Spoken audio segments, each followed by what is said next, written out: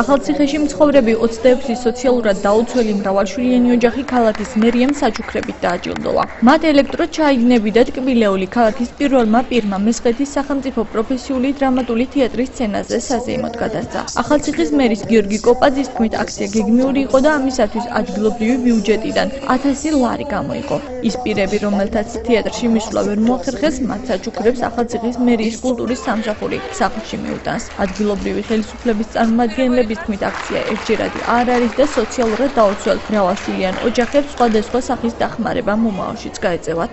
მინდა ეს ღონისძიებაც გეგმიური ღონისძიება იყო, უბრალოდ ამ ფესტივალს დაემთხვა და ჩვენ 26 მრავალშვილიანი ოჯახი, სოციალურად დაუცველი ოჯახი, რომელიც ქალაქში არის აღრიცხული, დავაჯილდოვებთ სინეთი საჩუქრებით, რა თქმა უნდა, რის საშუალებაც ჰქონდათ ტკბილეულით და ელექტრო ჩაიგნებით, ალბათ, რომელიც ოჯახში გამოადგება.